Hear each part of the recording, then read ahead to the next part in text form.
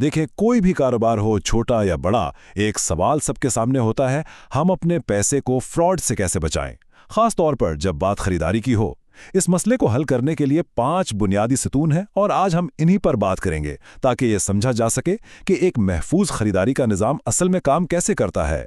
जरा एक लम्हे के लिए सोचें, अगर कोई उसूल ना हो तो क्या होगा। तसव्वुर करें कि हर मुलाजिम के पास कंपनी का कार्ड है और वो जो चाहे खरीद सकता है। क्या लगता है कैसा माहौल होगा? जाहिर है नतीजा क्या निकलेगा?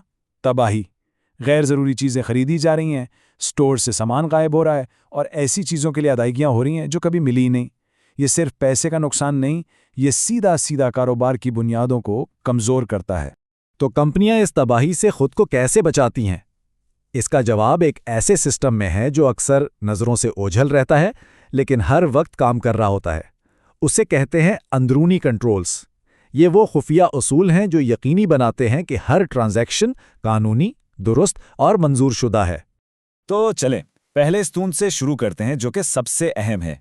इससे पहले कि 1 रुपया भी खर्च हो, किसी जिम्मेदार को ये कहना पड़ता है, हाँ ये एक ज़रूरी और जायज़ खर्चा है। ये सब इजाफत का खेल है।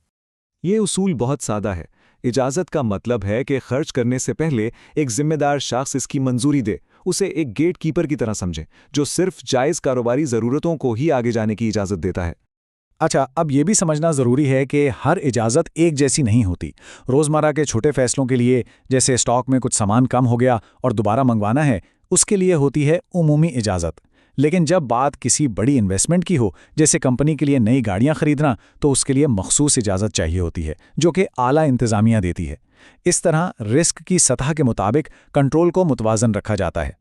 आइए अब दूसरे स्तून की तरफ चलते हैं जो कि पहले वाले से ही जुड़ा हुआ है। ये सिर्फ मंजूरी के बारे में नहीं है, बल्कि इस बारे में है कि किसके पास क्या करने का अधिकार है। यहाँ एक बुनियादी असूल याद रखने वाला है, कभी भी सारी ताकत एक शख्स के हाथ में नहीं होनी चाहिए। फ़राइज़ की अलहदगी का मतलब है कि खरीदारी के अमल के मुख्तलिफ हिस्से मुख्तलिफ लोग संभालें।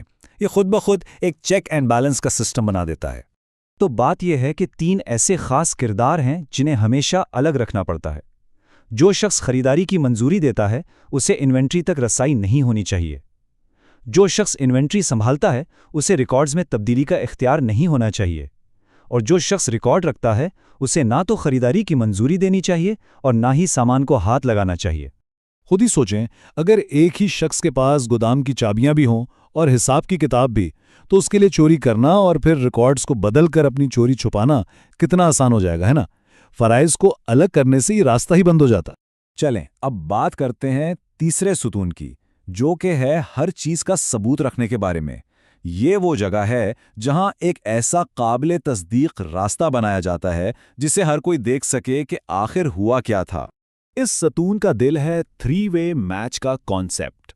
ये एक बहुत ही सादा लेकिन नाकाबिले यकीन हद तक ताकतवर टेक्निक है जो इस बात को यकीनी बनाती है कि कंपनी सिर्फ उन चीज़ों की अदायगी कर रही है जो उसने मंगवाई थीं और जो उसे असल में मिले।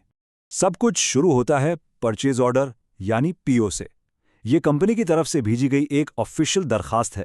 इसमें साफ साफ लिखा होता है हम क्या खरीदना चाहते हैं, कितनी मिकदार में और किस कीमत पर। इसके बाद जब सामान गोदाम में पहुंचता है तो एक वसूली की रिपोर्ट बनती है।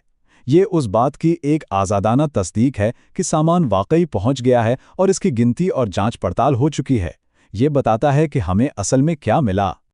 और आखिर में आती है वेंडर की इनवॉइस यानी बिल। ये वो डॉक्यूमेंट है जो बताता है कि वेंडर के मुताबिक हमें उन्हें कितने पैसे देने हैं। तो असल जादू यहाँ होता है। अदायगी करने से पहले अकाउंट्स डिपार्टमेंट इन तीनों दस्तावेजात को आमने सामने रखता है। क्या परचेज ऑर्डर, वसूली की रिपोर्ट और इनवॉइस तीनों एक ही बात कर रहे हैं? अगर मिकदार, कीमत या आइटम में जरा सा भी फर्क है तो अदायगी फौरन रोक दी जाती है जब तक कि मसला हल ना हो जाए। आजकल की दुनिया में तो ये सारा काम अक्सर खुदकार होता है। सॉफ्टवेयर इन तीनों डॉक्यूमेंट्स को इलेक्ट्रॉनिक तौर पर मवाजना करता है। इससे न सिर्फ वक्त बचता है बल्कि एक ऐसा डिजिटल रिकॉर्ड भी बनता है जिसे बदला नहीं जा सकता, यानी एक इलेक्ट्रॉनिक ऑडिट ट्रेल जो हर ट्रांजैक्शन को ट्रैक करता है। हमारा चौथा सुतून 2 बहुत अहम चीज़ों को जोड़ता है। एक तो अपने असासों को महफूज रखना और दूसरा ये यकीनी बनाना कि हमारे रिकॉर्ड्स हकीकत के मुताबिक हैं। ये सब सिक्योरिटी और आज़ादाना तस्दीक के बारे में है। देखें, सिक्योरिटी की 2 किस्में हैं।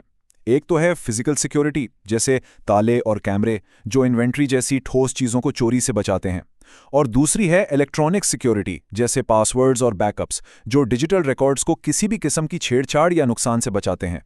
لیکن صرف ریکارڈز رکھنا ہی کافی نہیں ہے، ان کو چیک بھی کرنا پڑتا ہے۔ اس کا مطلب ہے آزادانہ جانچ۔ مثال کے طور پر وقتاً فوقتاً گودام میں جا کر سامان کو خود گننا اور اس کا موازنہ کمپیوٹر کے ریکارڈ سے کرنا۔ اس سے یہ یقینی بنایا جاتا ہے کہ کتابیں حقیقت کی عکاسی کر رہی ہیں۔ اور اب آتے ہیں آخری اور شاید سب سے عملی ستون پر۔ یہ اس حقیقت کو تسلیم کرنے کے بارے میں ہے کہ حفاظت مفت میں نہیں ملتی، ہر کنٹرول کو نافذ کرنے کی ایک قیمت ہوتی ہے۔ یہاں ایک سیدھا سادہ معاشی اصول کام کرتا ہے۔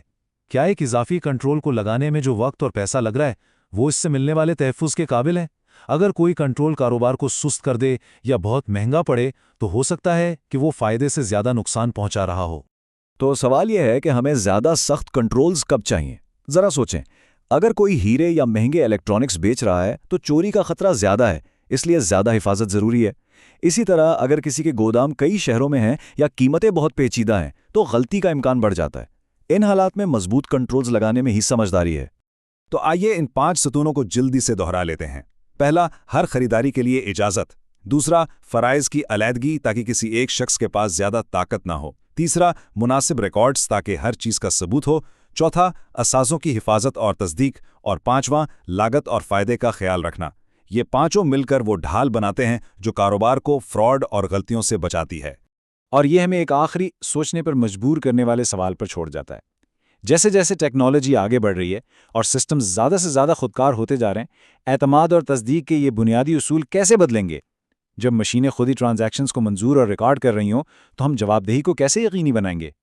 یہ وہ چیلنج ہے جس کا مستقبل کے کاروباروں کو سامنا کرنا پڑے گا۔